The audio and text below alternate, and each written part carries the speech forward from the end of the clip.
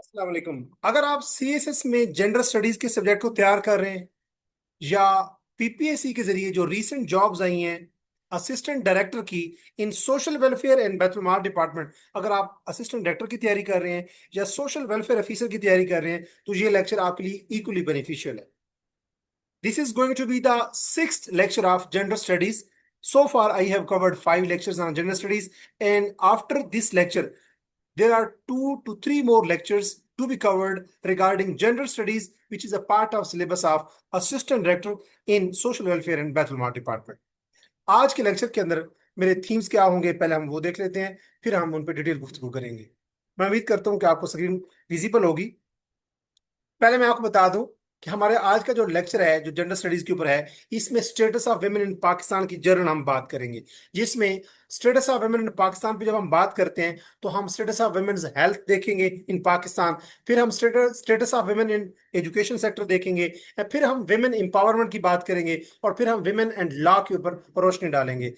ये लेक्चर जैसे मैं पहले बता चुका हूँ कि assistant director social welfare and birth department के लिए भी बेनिफिशियल है, सोशल वेलफेयर ऑफिसर के लिए बेनिफिशियल है, और लेक्चर जनरल स्टडीज के लिए और सीएसएस में अगर आप जनरल स्टडीज का सब्जेक्ट तैयार कर रहे हैं that is equally beneficial for all these fields.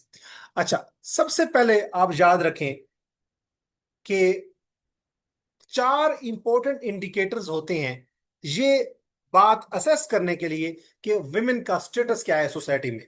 वो चार इंडिकेटर कौन से होते हैं? अगर खवातीन का इंग्लिश ऐसे अगर आप लिख रहे हो सीएसएस में या किसी भी टॉपिक पे बात कर रहे हो विमेन के स्टेटस के हवाले से, तो चार फील्ड या चार इंडिकेटर ऐसे होते हैं जिनकी बुनियाद पे आप विमेन का स्टेटस जांचते हैं कि विमेन की हेल्थ का क्या स्टेटस है, विमेन की एजुकेशन का क्या स्टेटस है, विमेन की एम्प्लॉयमेंट को रोजगार को जॉब शॉप को काम शाम बिजनेस है कि नहीं, और विमेन के लीगल राइट्स उनको अवेलेबल हैं कि नहीं। इन चार ग्राउंड्स के ऊपर विमेन का स्टेटस हम डिटरमिन करने की कोशिश करते हैं, असेस करने की कोशिश करते हैं। तो सबसे पहले हम बात करें कि एक ऐसा मुल्क जिसमें विमेन अच्छी उनकी हेल्थ हो, क्वालिटी एजुकेशन मिल रही हो, इकोनॉमिक अपॉर्चुनिटीज उनको अवेलेबल हो, और इक्वल लीगल प्रोटेक्शंस यानी कॉन्स्टिट्यूशनल गारंटीज उनके पास हो, तो हम समझते हैं कि वहां पे विमेन डेवलप्ड है, एम्पावर्ड है, एनरिच्ड है, और जेंडर इंक्लूसिविटी का माहौल है वहां पे।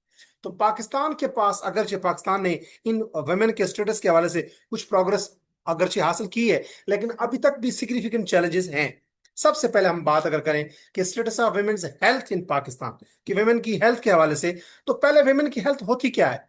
वुमेन की हेल्थ से मुराद है कि वुमेन की जिस्मानी, जहनी, रिप्रोडक्टिव यानी जो उनको जो बच्चा पैदा करने की जो सलाहियत है, और सोशल वेल बीइंग यानी समाजी तौर पे उनकी वेलफेयर। ये चार ग्राउंड्स हैं कि जिस्मानी तौर पे, जहनी तौर पे, रिप्रोडक्टिव उनकी हेल्थ यानी कि जिसका ताल्लुक प्रेगनेंसी से और बच्चे पैदा करने की के हवाले से, आगे जनरेशन पैदा करने से, और उनकी सोशल वेलफीइंग कि जिस समाज से वो ताल्लुक रखती हैं वहां पे उनकी कितनी वेलफेयर पे काम हो रहा है थ्रू आउट देयर लाइफ। इसको हम कहते हैं विमेन की हेल्थ। विमेन की हेल्थ में सिर्फ ये नहीं है कि वो बीमार नहीं है, बल्कि उनकी physical health, mental health, reproductive health और सोशल हेल्थ, ये सारी चीजें होती हैं। WHO के मुताबिक health is not merely the absence of disease, कि अगर बीमारी नहीं है तो हम कहें कि हेल्थ है, नो, बल्कि कंप्लीट फिजिकल, मेंटल और सोशल वेल बीइंग, ये तीन जो चार ग्राउंड्स हैं, फिजिकल, मेंटल, रिप्रोडक्टिव और सोशल हेल्थ, ये एक वुमेन की हेल्थ के जुमरे में आती हैं। और वुमेन की अगर हेल्थ है तो ये डायरेक्टली अफेक्ट करती है वुमेन की फैमिली की हेल्थ को, क्योंकि अगर सेहतमंद माएँ होती हैं तो सेहतमंद बच्चे होते हैं। तो अगर एक बीमार माँ है तो वो अपने शोहर और अपने अपने बच्चों के लिए और अपनी फैमिली के लिए एक बर्डन समझी जाती है, लाइबिलिटी समझी जाती है, ऑब्लिगेशन समझी जाती है, और उनके उसके जो बच्चे, जो जिन बच्चों की वो मां बनती है, वो भी कमजोर रह जाते हैं, क्योंकि मदर बच्चों को फीड करती है, मदरिंग करती है, नर्चरिंग करती है, उनको अच्छा खिलाती है। अगर माँ के पेट में बच्चा रहता है 8-9 महीने, तो अगर माँ सेहतमंद होगी तो बच्चे सेहतमंद होंगे। अच्छा, अब हम बात करते हैं कि विमेन के मेंटल के हेल्थ के मेजर चैलेंजेस कौन से हैं। पहले तो मैटरनल मोर्टेलिटी, कि माएँ जो हैं वो अक्सर प्रेगनेंसी के दौरान या जब बच्चों को की पैदाइश हो रही होती है तो उस दौरान माएँ मर जाती हैं। उसकी रीजन क्या होती है कि मेडिकल फैसिलिटीज नहीं होती, और ट्रीटमेंट में डिले हो चुका होता है। उनकी जो खुराक होती है, जो माँ जब प्रेग्नेंट होती है तो उस टाइम साफ ज़ाहिर है उसको ज्यादा अच्छी खुराक चाहिए होती है, क्योंकि बच्चा भी माँ के पेट से ही फीड हो रहा होता है। और अक्सर लड़कियों की जल्दी एज में शादियां हो जाती हैं, इस वजह से बच्चियां जो है वो जब माएँ बनती हैं और बच्चे को पैदा कर रही होती हैं तो उनकी डेथ हो जाती है। इसको मेटरनल मोर्टेलिटी कहते हैं। ये खवातीन का एक हेल्थ का इशू है। मिसाल के तौर पे, एक अगर औरत है वो रिमोट विलेज में रह रही है और उसको बड़ा लंबा ट्रेवल करना पड़ता है हॉस्पिटल में आने तक, तो हो सकता है हॉस्पिटल तक आते आते अगर वो प्रेग्नेंट है और डिलीवरी हो रही है तो हो सकता है उसकी डेथ हो जाए। तो ये एक मटरनल मोर्टेलिटी का इशू है। दूसरा, मेल न्यूट्रिशन का एक इशू है खवातीन के हेल्थ के हवाले से, कि बहुत सारी खवातीन उनको आयरन डेफिशिएंसी होती है, जिसको एनीमिया कहते हैं। उनको विटामिन डेफिशिएंसी होती है, जितनी विटामिन होते हैं उनकी कमी होती है खवातीन को, और एनीमिया की वजह से मैं बात कर चुका हूँ। अच्छा, अगर खुराक उनकी कमजोर है तो उस माएँ कमजोर होंगी, और उससे जो न्यूली बॉर्न बेबीज होंगे वो भी कमजोर होंगे। अगर हम रिप्रोडक्टिव हेल्थ प्रॉब्लम की बात करें, खवातीन के हेल्थ इश्यूज में एक प्रॉब्लम ये भी है कि बहुत सारी खवातीन को अवेयरनेस नहीं होती किस चीज के बारे में, कि हमने फैमिली प्लानिंग करनी है, बच्चों के दरमियान में वक्फा रखना है। बच्चे और पैदा होने से पहले की केयर, जिसको प्रीनेटल केयर कहते हैं। बच्चा पैदा होने के दौरान की केयर, जिसको पेरीनेटल केयर कहते हैं। बच्चा पैदा होने के बाद की केयर, बच्चे के हवाले से, जच्चा बच्चा दोनों के हवाले से, उसको पोस्ट नेटल केयर कहते हैं। और वैक्सीन लगाना माँ को, बच्चे को, इसकी वालदेन माओ को अक्सर अवेयरनेस नहीं होती, यानी कि प्रेगनेंसी के दौरान उन्होंने कौन कौन से विटामिन खाने हैं, सप्लीमेंट्स खाने हैं, बच्चे के पैदा होने से पहले कौन से इंजेक्शन लगवाने हैं, पैदा होने के दौरान, बच्चे के पैदा होने के बाद, ताकि वो एक्सेसिव ब्लीडिंग ना हो जाए। इन तमाम चीजों की वजह से रिप्रोडक्टिव हेल्थ के इश्यूज खवातीन को होते हैं। चौथा जो इशू है वो है मेंटल हेल्थ का इशू। विमेन को अक्सर स्ट्रेस होती है, डोमेस्टिक खवातीन को तशद्दुद किया जाता है, फिजिकल या मेंटल टॉर्चर किया जाता है, डिप्रेशन या एंजाइटी में रहती हैं, ये जिससे उनके मेंटल हेल्थ के इश्यूज आते हैं। और खवातीन के मेंटल हेल्थ को इग्नोर किया जाता है। अगर खवातीन को पता भी हो कि हमारा इश्यूज हैं, तो वो साइकेट्रिस्ट को या साइकोलॉजिस्ट के पास जाना पसंद नहीं करती, कि कहीं लोग हमारे ऊपर स्टिग्मा या लेबलिंग करेंगे कि ये तो कहीं साइको हो गई है, या इसके मेंटल हेल्थ के प्रॉब्लम चल रहे हैं। और लिमिटेड हेल्थ केयर एक्सेस है, खवातीन को एक्सेस ही नहीं है हॉस्पिटल तक या साइकेट्रिस्ट या साइकोलॉजिस्ट के पास। खवातीन जो अर्बन एरियाज में रहती हैं उनके पास फैसिलिटीज होती हैं, हॉस्पिटल्स और टर्शरी या केयर हॉस्पिटल या डीएचक्यू टीएचक्यू होते हैं। लेकिन जो देहातों की खवातीन होती हैं वो डिपेंड करती हैं, वो जो रिवायती तरीकाकार होते हैं, दाइयों के पास वो जाती हैं या दाइयों के पास आ जाती हैं। और उनके पास यूं अर्बन एरियाज और रूरल एरियाज की जो खवातीन होती हैं उनके दरमियान में इन इक्वालिटी है, किसके हवाले से, हेल्थ केयर के हवाले से। अच्छा, अब हम गवर्नमेंट इनिशिएटिव कौन सी ले रही है। Government lady health worker programs initiative करती है। मैट्रिक बेस्ड जो लड़कियां होती हैं उनको एडमिशन मिलता है, फिर वो एलएचवीज बनती हैं और देहातों का विजिट करती हैं। और जो इम्यूनाइजेशन का प्रोग्राम है उसको एक्सपेंड कर दिया गया है पाकिस्तान के अंदर। सेहत सहूलत प्रोग्राम इनिशिएटिव किया गया है, खवातीन अगर की को सेहत कार्ड दिया जाता है। Mother and child health care centres बना दिए गए हैं पूरे पाकिस्तान में और पंजाब में बिलखसूस। और न्यूट्रिशन प्रोग्राम्स भी हैं, जिसमें बच्चियां जो स्कूल जाती हैं तो उनको साथ स्कॉलरशिप भी मिलता है, और उनको फूड मील प्रोग्राम भी आजकल स्पेशल एजुकेशन में चीफ मिनिस्टर मरीम नवाज शरीफ ने शुरू कर दिए, जो कि स्कूल एजुकेशन डिपार्टमेंट भी चल रहा है, ताकि बच्चियों को और बच्चों को खुराक मिले, खासतौर पे बच्चियों को।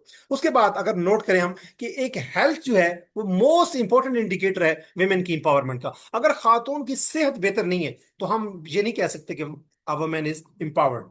तो वेमेन इंपावरमेंट के लिए उसकी खातून की, लड़की की, माँ की हेल्थ बड़ी इंपॉर्टेंट है। उसके बाद status of women in education sector अगर हम देखें, तो एजुकेशन की के अंदर जो एम्पावरमेंट है, एजुकेशन एम्पावरमेंट जो है, एजुकेशन अगर तालीम की अगर हम बात करें तो ये खवातीन को एम्पावर करती है, सोशली, इकोनॉमिकली और पॉलिटिकली।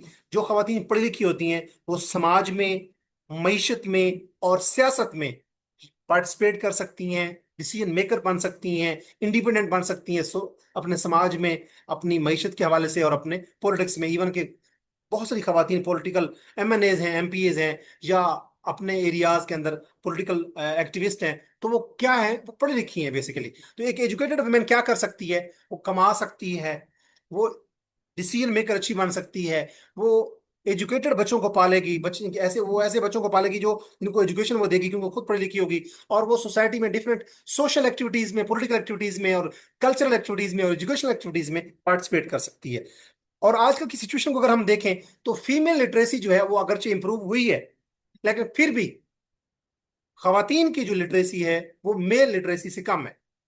और अगर गर्ल्स की इनरोलमेंट की बात करें कि जो स्कूलों में गर्ल्स को एनरोल किया जाता है वो डिक्लाइन है at secondary level and higher educational level, यानी कि FA लेवल पे, BA लेवल पे, MA लेवल के ऊपर उनकी कम है एनरोलमेंट, सिर्फ प्राइमरी लेवल पर तक या मिडिल लेवल तक एजुकेशन वो हासिल कर लेती हैं। अब खवातीन जो लड़कियां जो हैं वो स्कूल क्यों छोड़ देती हैं? पहली बात कि वो गरीब होती हैं, यानी खवातीन को वालदेन या जो फैमिलीज हैं वो एजुकेट नहीं कर सकती डॉटर्स को, क्योंकि उनकी एजुकेशन वो समझते हैं कि बच्चों को पढ़ा लिया, मेल को, सन्स को पढ़ा लिया तो बस उतना ही वो अफोर्ड करते हैं। फीमेल को वो कहते हैं कि इन्होंने, चूंकि इनकी शादी होनी है, इन्होंने गांव में ही रहना है, इन्होंने कौन सा जॉब करनी है, लिहाजा उनको पॉवर्टी की वजह से उनको वालदेन अफोर्ड नहीं कर पाते। दूसरा इनकी इकोनॉमिक फैक्टर, दूसरा उनकी बहुत जल्दी शादियां हो जाती हैं, तो जब जो उनके ससुराल वाले होते हैं वो कहते हैं जल्दी बच्ची की शादी कर दें, तो वो कहते हैं वालदेन के ऊपर एक प्रेशर होता है, तो गर्ल्स को एजुकेशन कंप्लीट करने से पहले ही कहा जाता है कि आप अब आपकी शादी करनी है, तो जल्दी शादी की वजह से भी वो एजुकेशन स्कूल छोड़ देती हैं। कल्चरल नॉर्म्स होते हैं कि कुछ सोसाइटीज में डिस्करेज किया जाता है खवातीन को कि उनको नहीं पढ़ाया जाना। हायर एजुकेशन में अगर बच्ची हमारी यूनिवर्सिटी लेवल में पढ़ेगी तो लोग क्या कहेंगे कि फलां की बेटी जो है वो यूनिवर्सिटी जाती है। और स्कूल्स की कमी होती है बाद वक्त गाँव के अंदर खास तौर पे, तो बच्चियां स्कूल को, एजुकेशन को छोड़ देती हैं। और खवातीन टीचर्स, फीमेल टीचर्स अवेलेबल नहीं होती, मेल टीचर होते हैं, तो गाँव के जो लोग होते हैं वो समझते हैं कि मेल टीचर से हमारी बच्चियां जवान हैं, वो कैसे पढ़ेंगी, लिहाजा फीमेल टीचर्स अनअवेलेबिलिटी की वजह से भी बच्चियां स्कूल एजुकेशन छोड़ देती हैं। अब सेफ्टी इश्यूज कौन कौन से होते हैं खवातीन को, कि पेरेंट्स परेशान होते हैं कि खवातीन को बच्चियां स्कूल, गांव से स्कूल जाएंगे कैसे यूनिवर्सिटी कॉलेज में। हरेसमेंट के इश्यूज होते हैं स्कूल कॉलेजेस और इवन के वर्क प्लेस के ऊपर, और लॉन्ग डिस्टेंसेज होते हैं तो उनको ट्रांसपोर्ट के इश्यूज होते हैं और वो गरीब होने की वजह से अफोर्ड नहीं कर पाते। अब खवातीन की एजुकेशन की अहमियत क्या है? खवातीन अगर पढ़ी लिखी होंगी तो बारोजगार, उनको बरसर रोजगार होंगी और उनकी पॉवर्टी, गुर्बत का खात्मा होगा। अगर वो खवातीन पढ़ी लिखी होंगी तो उनकी अपनी हेल्थ भी बेहतर होगी और अपने बच्चों की हेल्थ भी बेहतर करेंगी, अपने हस्बैंड की भी। इसी तरह अगर खवातीन पढ़ी लिखी होंगी तो उनको एम्प्लॉयमेंट अपॉर्चुनिटी ज्यादा होंगी, कमाएंगी, इंडिपेंडेंट होंगी। और अगर खवातीन बच्चियां पढ़ी लिखी होंगी तो वो फौरन जल्दी अपनी शादी की तरफ नहीं जाएंगी, बल्कि वो मैच्योर होके अपने पाँव पे खड़े होके तब जाके शादी का फैसला करेंगी, अर्ली चाइल्ड मैरिजेज की तरफ नहीं जाएंगी। और अगर खवातीन पढ़ी लिखी होंगी तो वो कुछ कमाएंगी, और जब कमाएंगी तो वो पर कैपिटा इनकम, फिर नेशनल इनकम और GDP और GNP और ये नेशनल इनकम मुल्क की बढ़ेगी। अब गवर्नमेंट की इनिशिएटिव्स क्या हैं? गवर्नमेंट बच्चियों के एजुकेशन को फ्री कर चुके हैं, खवातीन को स्कॉलरशिप्स गर्ल्स को मिलते हैं, Benazir income support program initiatives में भी स्टाइपेंड बच्चियों को दिए जाते हैं, वजीफे। और डिजिटल एजुकेशन बच्चियां घर बैठ के भी पढ़ सकती हैं, और विमेन की यूनिवर्सिटीज भी बना दी गई हैं। इस्लामाबाद में ऐसी यूनिवर्सिटी मौजूद है, फातिमा जनाब विमेन यूनिवर्सिटी। अब एक पॉइंट जो इंपॉर्टेंट आपने याद रखना है कि अगर आप वुमेन को एजुकेट करते हैं, एक खातून को एजुकेट करते हैं, तो इसका मतलब है आप पूरी फैमिली को एजुकेट करते हैं। एक मर्द की तालीम एक फर्द की तालीम होती है, एक खातून की तालीम एक पूरे कुंबे की, एक कम्युनिटी की, एक फैमिली की तालीम होती है। अब विमेन और एम्प्लॉयमेंट की बात करें, एम्प्लॉयमेंट से क्या मुराद होता है? एम्प्लॉयमेंट का मतलब होता है इक्वल अपॉर्चुनिटी देना, मौके देना खवातीन को कि वो अब इनकम कमा सकें और वो पार्टिसिपेट कर सके मुआशी सरगर्मियों में, इसको हम कहते हैं एम्प्लॉयमेंट। अब विमेन की जो इकोनॉमिक पार्टिसिपेशन है, यानी कि वो मुआशी सरगर्मियों में जब वो पार्टिसिपेट करती हैं, उससे GDP बढ़ता है, नेशनल इनकम बढ़ती है मुल्क की, और पूरा मुल्क जो है वो तरक्की करता है। अब हम टाइप्स ऑफ एम्प्लॉयमेंट की बात करें, कुछ एम्प्लॉयमेंट फॉर्मल होती हैं, कुछ इनफॉर्मल होती हैं। अगर फॉर्मल सेक्टर में देखें, फॉर्मल सेक्टर वो होता है जिसमें कुछ कवानीन होते हैं, कुछ ज़ाब्ते होते हैं, कुछ SOPs होती हैं। गवर्नमेंट जॉब्स में खवातीन आती हैं, बैंक्स में काम करती हैं, यूनिवर्सिटीज में जॉब करती हैं, हॉस्पिटल में जॉब करती हैं, प्राइवेट कंपनीज में जॉब करती हैं, CEO, मैनेजर, बतौर सुपरवाइजर। और इनफॉर्मल सेक्टर में कोई खास कवायद और जवाबित नहीं होते, SOPs नहीं होती, उतना उनको पेमेंट बावकत नहीं होती, अनपेड जॉब करनी पड़ती है। जैसे खेतों में काम करती हैं, डोमेस्टिक घरों में काम करती हैं, बर्तन धोती हैं, कपड़े बनाती धोती हैं, प्रेस करती हैं, हैंडीक्राफ्ट घरों में दस्तकारियों का काम करती हैं अपने घर के लिए। और होम बेस्ड जो जॉब वर्क होता है जी, इनफॉर्मल इकोनॉमी है। तो खवातीन फॉर्मल इनफॉर्मल दोनों इंप्लॉयमेंट अपॉर्चुनिटीज उनके लिए अवेलेबल हैं जब वो काम करती हैं। अब खवातीन को कौन कौन से प्रॉब्लम्स का सामना होता है? कि जेंडर वेज गैप, कि अगर एक औरत MA है, दूसरा एक मर्द MA है, तो मर्द को ज्यादा तनख्वाह दी जाती है, तो जेंडर वेज गैप एग्जिस्ट करता है। खवातीन जब वर्क प्लेस पे काम करती हैं तो उनको हरेसमेंट का सामना होता है, उनके लिए प्रमोशन की अपॉर्चुनिटीज कम होती हैं, मर्दों को ज्यादा अपॉर्चुनिटीज दी जाती हैं, जिसको ग्लास सीलिंग भी कहते हैं। ग्लास सीलिंग का मतलब यही है कि दो मर्द हैं, दो बंदे हैं, इंडिविजुअल है, एक मर्द है एक औरत है, दोनों की एजुकेशन बराबर है, स्किल्स बराबर है, लेकिन मर्द को ज्यादा प्रमोशन की और तनख्वाह देना, और औरत को कम तनख्वाह और कम प्रमोशन की अपॉर्चुनिटीज देना, इसको ग्लास सीलिंग कहते हैं। अनपेड डोमेस्टिक वर्क, अगर खातून किसी के घर में जाके काम करे, चाहे बर्तन धोए, चाहे झाड़ू पोछा करे, सफाई करे, उसको पेमेंट मिलती है। लेकिन खातून अगर वही काम घर में करे तो अनपेड वर्क होता है, डोमेस्टिक वर्क होता है। और खवातीन को चाइल्ड केयर की फैसिलिटीज नहीं मिलती। अगर वो कहीं जॉब करती हैं तो वहाँ डे केयर सेंटर नहीं होते कि ताकि वो अपने बच्चे को घर में न छोड़ के आए, बल्कि वो भी साथ लेके आए, और वो डे केयर सेंटर नहीं होते। मिसाल के तौर पर क्वालिफाइड वुमेन है, वो जॉब छोड़ देगी, क्यों? क्यों क्यों वहां पे कोई डे केयर सेंटर ही नहीं है। इसलिए ये खवातीन के मसाइल हैं। अब पॉजिटिव डेवलपमेंट्स भी कुछ देख लेते हैं कि वेमेन एंटरप्रेन्योर भी हैं, कुछ खुद खवातीन बिजनेस खड़े कर रही हैं, फ्रीलांसिंग का काम खवातीन घर बैठ के अपवर्क पे, फाइवर पे काम कर रही हैं, यूट्यूबर खवातीन बन चुकी हैं।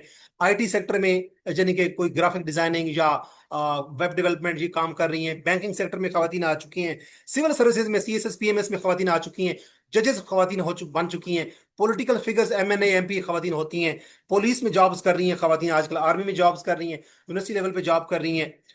तो ये पॉजिटिव डेवलपमेंट्स हैं। अब खवातीन की एम्प्लॉयमेंट के बेनिफिट्स क्या होते हैं कि खवातीन अगर जॉब में होंगी तो इकोनॉमिक ग्रोथ होगी, उस घर की भी, उस सोसाइटी की भी, उस सूबे की भी, उस मुल्क की भी। खवातीन अगर जॉब करेंगी तो अर्निंग करेंगी और गुर्बत का खात्मा होगा। खवातीन अगर जॉब करेंगी तो वो घर में बैठ के भी कमा सकती हैं, हाउस होल्ड इनकम बढ़ेगी। खवातीन काम करेंगी, अपनी इनकम कमाएंगी तो फाइनेंशियली इंडिपेंडेंट होंगी। और खवातीन अगर अच्छा एजुकेटेड होंगी, काम करेंगी, इंप्लॉयमेंट अपॉर्चुनिटीज होंगी, तो वो अच्छा डिसीजन मेकर होंगी, अपने बारे उनकी डिसीजन मेकिंग पावर बढ़ जाएगी। अब हम विमेन और लॉज की बात करते हैं कि खवातीन और लॉ। अब खवातीन के लिए एजुकेशन होनी चाहिए, हेल्थ भी होनी चाहिए, ये हम बातें कर चुके हैं। खवातीन के लिए लॉज भी होने चाहिए, उनके लिए कॉन्स्टिट्यूशनल गारंटीज होनी चाहिए। लॉ प्रोटेक्ट करता है खवातीन के हकूक को और उनकी इंश्योर करता है इक्वालिटी बिफोर लॉ, कि मर्दों को और औरतों को एजुकेशन की, हेल्थ की और मतलब है कि एम्प्लॉयमेंट की अपॉर्चुनिटीज बराबर होनी चाहिए। उनको लॉ के सामने, जजेस के सामने, अदालतों के सामने इक्वली ट्रीट किया जाना चाहिए। ये कौन इंश्योर करेगा? लॉ, कानून, जस्टिस। तो कॉन्स्टिट्यूशन ऑफ पाकिस्तान जो है 1973 का, उसने खवातीन को और मर्दों को और तमाम ट्रांसजेंडर को इक्वल अपॉर्चुनिटीज दी हैं पेपर वर्क में, आप कह सकते हैं। अब फॉर एग्जांपल कॉन्स्टिट्यूशनल प्रोटेक्शन कौन कौन सी है? कॉन्स्टिट्यूशन ऑफ पाकिस्तान 1973 में आर्टिकल 25 कहता है कि मेल मेन और women are equal before law. तो ये है इक्वालिटी बिफोर लॉ। और सेक्स की बुनियाद पे, जिनकी मेल है, कोई फीमेल है, ट्रांसजेंडर है, उसकी बुनियाद पे किसी इंडिविजुअल के साथ कोई डिस्क्रिमिनेशन नहीं होगी, ये आर्टिकल 25 कहता है। आर्टिकल 34 कहता है कि वेमेन की पार्टिसिपेशन इन नेशनल लाइफ, यानी कि कौमी जिंदगी में, शेल बी इनकरेज, वो इनकरेज की जाएगी, चाहे वो किसी भी कौमी धारे में काम करना चाहे, एजुकेशन सेक्टर में, हेल्थ सेक्टर में, या एनजीओज में, आईएनजीओज में। तो ये आर्टिकल 34 कहता है कि खवातीन को नेशनल लाइफ में इंकरेज किया जाना चाहिए। कॉन्स्टिट्यूशन ऑफ पाकिस्तान 1973 का आर्टिकल 35 कहता है कि खवातीन की अगर वो शादी करेंगी, वो मां बनेगी, जब वो बतौर चाइल्ड है खवातीन, तो उनकी प्रोटेक्शन की जाएगी। तो आर्टिकल 35 खवातीन को, चाहे वो बच्चियां हों, चाहे वो माएँ हों, चाहे वो उनकी शादी हो रही, उनकी प्रोटेक्शन के ऊपर जोर देता है आर्टिकल 35। और आर्टिकल 37 जो चौथा आर्टिकल है, जो इंपॉर्टेंट आर्टिकल है खवातीन के हवाले से, 37 सब सेक्शन ई या सब क्लॉज ई, इसके मुताबिक खवातीन के लिए ह्यूमेन, ह्यूमेन का मतलब ये है जो ह्यूमन फ्रेंडली हो, जो आइजाना हो और डाउन टू अर्थ हो, जो प्रोटेक्टेड हो, ह्यूमेन वर्किंग कंडीशंस होनी चाहिए। यानी वर्क इन्वायरमेंट खवातीन का ऐसा होना चाहिए जो उनके लिए विमेन फ्रेंडली हो। और मैटरनिटी बेनिफिट्स उनको दिए जाने चाहिए कि अगर कोई खातून काम कर रही है और वो प्रेग्नेंट हो गई है, मां बन गई है, तो उसको मैटरनिटी की बेनिफिट्स होने चाहिए। लाइक उनको छुट्टियां होनी चाहिए, लीव होनी चाहिए, लाइक उनका इंसेंटिव उनको दिया जाना चाहिए, क्योंकि वो साथ साथ मदरिंग का काम भी कर रही होती है और साथ साथ जॉब भी कर रही होती है। अब कुछ इंपॉर्टेंट लॉज पाकिस्तान में मुतारिफ करवाए गए हैं, जैसे protection against harassment of women at work place, 2010 में ये लॉ आया। डोमेस्टिक वायलेंस लॉज, ये प्रोविंशियल लेवल पे है, पंजाब, सिंध, बलूचिस्तान, केपी के, आजाद जम्मू कश्मीर, गिलगित बल्तिस्तान में, हर डिस्ट्रिक्ट, हर प्रोविंस में है डोमेस्टिक वायलेंस के लॉज हैं। एंटी रेप लॉज मुतारिफ करवाए गए हैं। एसिड क्राइम प्रिवेंशन लॉज, खवातीन पे जो कुछ अर्सा पहले एक खातून डॉक्टर थी, उसके ऊपर एक बंदे ने एसिड फेंक दिया, आप लोगों को पाकिस्तान में ये बड़ा हाईलाइट हुआ। तो एसिड क्राइम प्रिवेंशन लॉज मुतारिफ करवाए गए हैं ताकि ऐसे ऐसे एक्ट को डिस्करेज किया जाए। इनहेरिटेंस राइट्स खवातीन को दिए गए जो कि इस्लाम भी देता है और हमारा कॉन्स्टिट्यूशन पाकिस्तान भी देता है। चाइल्ड मैरिज रिस्ट्रेंट लॉ के खवातीन की खास एज के से पहले बच्चियों की शादी नहीं होनी चाहिए। और वेमेन को प्रॉपर्टी राइट्स भी दिए गए हैं कि वो अपने नाम पे प्रॉपर्टी खरीद सकती है, वालदैन से इनहेरिट कर सकती है, शोहर से उसको मिल सकता है प्रॉपर्टी। तो ये खवातीन के लिए इंपॉर्टेंट लॉज हैं। अब कुछ चैलेंजेस भी खवातीन को हैं। उन लॉज तो मौजूद है कॉन्स्टिट्यूशन पाकिस्तान में, लेकिन उनकी इंप्लीमेंटेशन कमजोर है। अवेयरनेस नहीं है खवातीन को कि हमारे कौन कौन से प्रॉपर्टी राइट्स हैं, या हमारे कौन से इनहेरिटेंस राइट्स हैं, या चाइल्ड मैरिज रेस्ट्रिक्ट लॉज कौन कौन से हैं। देहातों की खवातीन को अक्सर अवेयरनेस नहीं होती। और उनको जस्टिस जब मिलता है तो वो बहुत डिलेड जस्टिस मिलता है। Justice delayed is justice denied. अगर किसी बंदे को या किसी खातून को जस्टिस मिला है, बहुत देर से मिला है, तो वो इसका मतलब है कि जस्टिस डिनाई किया गया, उसको नहीं दिया गया। और खवातीन के ऊपर अगर तशद्दुद हो तो रिपोर्टिंग नहीं होता, देहातों की खवातीन रिपोर्ट नहीं कर पाती, तो कि इससे क्या होगा, फैमिली की पगड़ी जो है वो गिर जाएगी और फिर हमारा जीना जो है वो दोबारा हो जाएगा। तो एग्जाम्पल क्या है कि अगर वुमेन जो है वो लीगली इनहेरिट कर सकती है प्रॉपर्टी, लेकिन फैमिली प्रेशर की वजह से वो क्या करती है, वो प्रिवेंट करती है और वो अपना क्लेम को छोड़ देती है, वेव ऑफ कर देती है। हालांकि माँ बाप से बच्चियों को जमीन मिलती है, लेकिन खवातीन के ऊपर प्रेशर होता है भाइयों की तरफ से, माँ बाप की तरफ से, कि आप अपनी प्रॉपर्टी जो है वो अपने भाई के नाम कर दें। तो इस तरीके से ये खवातीन को चैलेंजेस हैं। अब हम इस पूरे लेक्चर को कंक्लूड करते हैं कि विमेन की इंपावरमेंट डिपेंड करती है चार फैक्टर्स पे, चार पिलर्स पे, चार सतून है कि विमेन हेल्दी होनी चाहिए, हेल्थ सेक्टर, विमेन एजुकेटेड होनी चाहिए, education sector, women economically independent होनी चाहिए, एम्प्लॉयमेंट अपॉर्चुनिटीज होनी चाहिए, और विमेन को लीगल प्रोटेक्शन हासिल होनी चाहिए, यानी लीगल गारंटीज भी होनी चाहिए। एक सोसाइटी कभी भी सस्टेनेबल डेवलपमेंट वो होती है कि ऐसी तरक्की कि जिसकी वजह से कोई सेक्टर, कोई इंडिविजुअल सोसाइटी का कोई मुतासिर ना हो रहा हो, एक्सप्लॉयट ना हो रहा हो, ऐसी डेवलपमेंट को हम कहते हैं सस्टेनेबल डेवलपमेंट। ऐसी डेवलपमेंट जो फायदामंद हो, सूदमंद हो, उसकी वजह से किसी को नुकसान ना हो रहा हो, ऐसा ना हो रहा हो कि one is enriching at the expense of other person. तो जेंडर इक्वालिटी के बगैर सस्टेनेबल डेवलपमेंट नहीं हो सकती। अब जेंडर इक्वालिटी क्या है कि मेन और वेमेन दोनों को इक्वल अपॉर्चुनिटीज होनी चाहिए, एजुकेशन की, हेल्थ की, एम्प्लॉयमेंट की, और इक्वालिटी बिफोर लॉ, यानी कि लीगल गारंटीज होनी चाहिए। अब इंपॉर्टेंट कुछ पॉइंट्स देखें कि विमेन की इंपावरमेंट का वर्ड माइंड में रखिए। जेंडर इक्वालिटी बड़ी जरूरी है सस्टेनेबल डेवलपमेंट के लिए। मैटरनल हेल्थ बहुत जरूरी है। माँ अगर एक खातून जब प्रेग्नेंट हो जाए तो during child care, during child birth, before child birth and after child birth, pre natal, perinatal and post natal, उसको हेल्थ अपॉर्चुनिटीज होनी चाहिए, मिलनी चाहिए। फीमेल की लिटरेसी बढ़ाई जानी चाहिए। जेंडर वेज गैप नहीं होना चाहिए कि मेल और फीमेल अगर इक्वल इंप्लॉयमेंट, अब इक्वल इक्वल उनकी स्किल्स हैं, इक्वल उनकी क्वालिफिकेशन है, तो उनकी वेज में गैप नहीं होना चाहिए। ग्लास सीलिंग, खवातीन बात इक्वली एजुकेटेड होती हैं, इक्वल स्किल्स होती हैं, लेकिन उनको प्रमोशन और उनको उतनी वेज नहीं दी जाती। इसको ग्लास सीलिंग कहते हैं, यानी कि वो कारपोरेट लेवल पे या पॉलिटिकल लेवल पे या डिसीजन मेकर लेवल पे उनको आगे नहीं आने दिया जाता, इसको ग्लास सीलिंग कहते हैं। वर्क प्लेस हरेसमेंट नहीं होनी चाहिए। आर्टिकल 25 हमने देखा, इक्वालिटी बिफोर लॉ। आर्टिकल 34 हमने देखा कि नेशनल लाइफ में विमेन को इंकरेज किया जाना चाहिए। आर्टिकल 35 में हमने देखा कि दोबारा देख लेते हैं आर्टिकल 35। आर्टिकल 35 हमने देखा कि खवातीन को जब शादी हो रही हो, जब वो मां बन रही हो, जब वो बच्ची हो, तो उनकी प्रोटेक्शन होनी चाहिए। और आर्टिकल 37 जो आखिरी एक्ट है उसमें, कि खवातीन के लिए जो वर्किंग एनवायरनमेंट हो वो कैसा हो, वो ह्यूमेन हो, यानी फ्रेंडली हो खवातीन के लिए।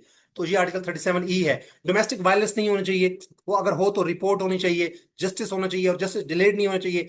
इनहेरिटेंस राइट्स खवातीन को होने चाहिए, प्रॉपर्टी राइट्स मिलने चाहिए, इकोनॉमिक पार्टिसिपेशन उनकी इंश्योर करनी चाहिए। और सस्टेनेबल डेवलपमेंट गोल 5, SDG 5 जो है वो इसी में फोकस करता है, विमेन की इंपावरमेंट के ऊपर। अब हम अगर हम बात करें, कुछ इंपॉर्टेंट एमसीक्यूज देख लेते हैं कि विच SDGs पर specifically focus on gender equality. तो हमने क्या बात की, अभी बात की कि SDG 5 जो है वो इसी पे फोकस करता है कि खवातीन की जेंडर इक्वालिटी होनी चाहिए। Which article of constitution guarantees equality before law.